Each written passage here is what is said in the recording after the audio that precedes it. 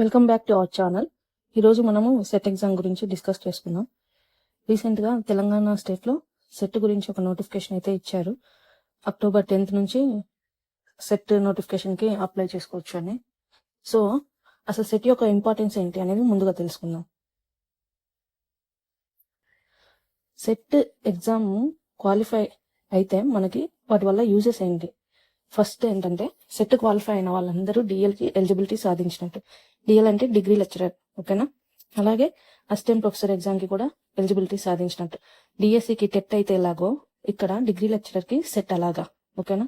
పీజీలో ఎవరికైతే 55% marks 55% score చేశారో వాళ్ళందరూ కూడా సెట్ ఎగ్జామ్ రాయొచ్చు అనమాట, ఓకేనా? అయితే నెట్తో కంపేర్ చేసుకుంటే సెట్ అనేది చాలా ఈజీ. నెట్ లెవెల్ డిఫరెంట్గా ఉంటుంది, సెట్ లెవెల్ డిఫరెంట్గా ఉంటుంది. నెట్ అనేది నేషనల్ లెవెల్, సెట్ అనేది స్టేట్ లెవెల్లో. సో మనము సెట్ క్వాలిఫై అవ్వాలంటే ఏం చేయాలి, ఎలా చదవాలి, టెక్నిక్స్ ఏంటి, ఇవన్నీ కూడా తెలిసి ఉండాలి. మనకి నెట్కి సెట్కి డిఫరెన్స్ ఎలా తెలుస్తుందంటే సింపుల్ అండి. సెట్ క్వాలిఫై అవ్వాలంటే స్టేట్ లెవెల్ సిలబస్ చదువుకోవాలి. వాళ్ళు ఇచ్చిన సిలబస్, ప్రిస్క్రైబ్ సిలబస్ ఓకే. ఆ సిలబస్తో పాటు ఎక్కువ ప్రయారిటీ దేనికి ఇవ్వాలి అంటే మనము సెట్ సంబంధించి state university syllabus. Suppose English subject చూసుకున్నట్టయితే, ఓకేనా, తెలంగాణ వాళ్ళైతే తెలంగాణలో ఉన్న ఉస్మానియా యూనివర్సిటీ, కాకతీయ యూనివర్సిటీ, ఇంకా మిగతా యూనివర్సిటీస్ ఉంటాయి కదా, ఆ యూనివర్సిటీస్లో ప్రిస్క్రైబ్డ్ సిలబస్ ఇంగ్లీష్కి సంబంధించి సెమిస్టర్ 1లో ఏముంది, 2లో ఏముంది, 3లో ఏముంది, సెమిస్టర్ 4లో ఏ సిలబస్ ఉంది. సేమ్ అంటే మనకి సిలబస్ ఎలా ఉంటుందంటే కాకతీయ యూనివర్సిటీకి డ్రామా డిఫరెంట్ సిలబస్ ఉంటే ఉస్మానియా యూనివర్సిటీకి డిఫరెంట్ సిలబస్ ఉంటుంది డ్రామాకి, ఓకేనా? కామన్ గా కూడా ఉండొచ్చు కొన్ని, కాకపోతే ఫస్ట్ కామన్ గా ఉన్నవి చదువుకోండి, తర్వాత డిఫరెంట్ గా ఉన్నవి చదువుకోండి, ఓకేనా? అలాగే ఏపీలో కూడా అంతే అండి. ఏపీలో వచ్చేసి మనకి Andhra university, SV university, Nagarjuna university, ఇలా డిఫరెంట్ యూనివర్సిటీస్ యొక్క ఇంగ్లీష్ సిలబస్ ని ఫస్ట్ గ్యాదర్ చేయండి. తర్వాత ఆ సిలబస్ లో సెమిస్టర్ 1కి ఏమి ఇచ్చారు, సెమిస్టర్ 2కి ఏమి ఇచ్చారు, 3, 4 అలా అన్ని చూసుకొని ఫస్ట్ కామన్ గా ఉన్నాయి చదువుకోండి. తర్వాత మొత్తం 4 సెమిస్టర్ అన్ని యూనివర్సిటీస్ కంప్లీట్ చేయండి. వాటి గురించి మీకు తరోగా ఉండాలి.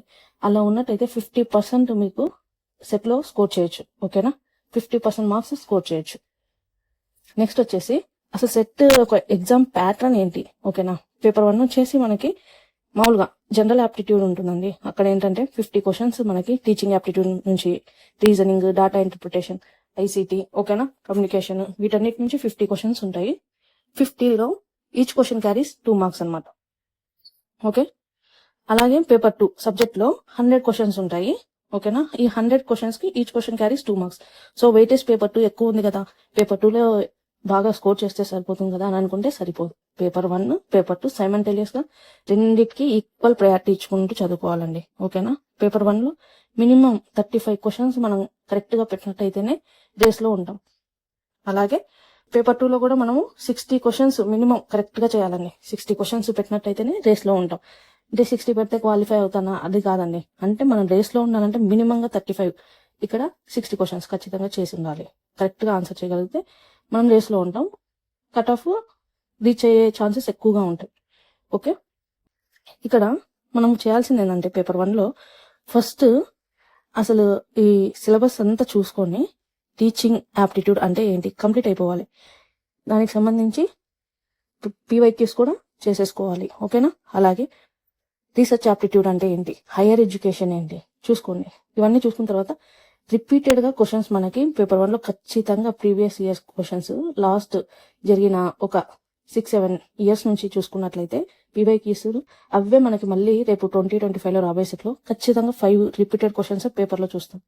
పేపర్ 1 నుంచి అయితే పేపర్ 2లో రిపీటెడ్ క్వశ్చన్స్ వస్తాయి కానీ క్వశ్చనింగ్ ప్యాటర్న్ మారుతుంది, ఓకేనా? పేపర్ 2 ఎలా చూసుకోవాలంటే ఇంగ్లీష్ అనేది చాలా వాస్ట్ సబ్జెక్ట్ అండి. సో ఇంగ్లీష్ ఎలా చదవాలి అనేది ఇందాక చెప్పాను.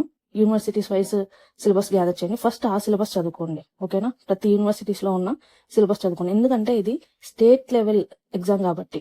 నేషనల్ లెవెల్ అయితే నేషనల్ వైడ్ చూసుకోవాలి. అలానే ఇంపార్టెంట్ ఆథర్స్ వారి వర్క్స్ చూసుకోవాలి. స్టేట్ లెవెల్లో మనకి స్టేట్ లో ప్రిస్క్రైబ్ చేసిన సిలబస్ లో ఇంపార్టెంట్ ఆథర్స్, వాళ్ళ వర్క్స్ అవి కంప్లీట్ గా తరోగా ఉన్నట్లయితే మనం సెట్ ఈజీగా క్వాలిఫై అయిపోతాం, ఓకేనా? అలాగే పీవైక్యూస్ చేయడం చాలా ఇంపార్టెంట్ అండి. బుక్స్ వచ్చేసి మనం బుక్స్ ఏం చదవాలనేది కూడా డిస్కస్ చేసుకున్నాం.